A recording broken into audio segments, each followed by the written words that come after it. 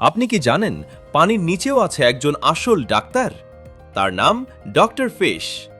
এই ছোট্ট মাছটি অন্য মাছের শরীর পরিষ্কার করে জীবিকা নির্বাহ করে। বড় বড় মাছ যখন তাদের শরীরে পরজীবী, মৃত চামড়া বা ক্ষতিকর জীবাণু জমে যায়, তখন তারা চলে আসে ডক্টর ফিশের কাছে, যেন পানির নিচের এক হাসপাতাল।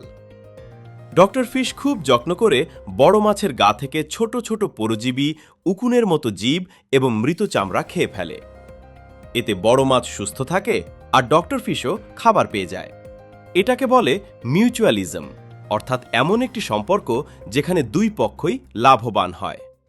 সবচেয়ে মজার বিষয় হলো, অনেক ভয়ঙ্কর শিকারী মাছও এই সময় ডক্টর ফিশকে আক্রমণ করে না, কারণ তারা জানে এই ছোট্ট মাছটি তাদের চিকিৎসক।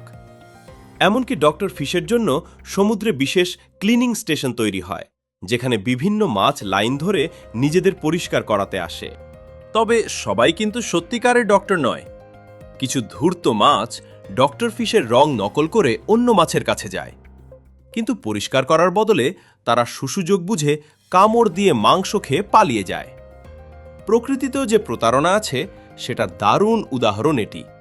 ডক্টর ফিশ না থাকলে অনেক মাছের শরীরে পরজীবীর সংখ্যা বেড়ে যেত, রোগ ছড়াতো, আর পুরো সামুদ্রিক পরিবেশের ভারসাম্য নষ্ট হতে পারত। তাই আকারে ছোট হলেও সমুদ্রের সুস্থতা রক্ষায় তাদের অবদান বিশাল। তাই মনে রাখবেন, সমুদ্রের সবচেয়ে বড় নায়ক সবসময় সবচেয়ে বড় প্রাণী নয়। কখনো কখনো কয়েক ইঞ্চির একটি ছোট্ট ডক্টর ফিশই পুরো সমুদ্রকে সুস্থ রাখতে গুরুত্বপূর্ণ ভূমিকা পালন করে।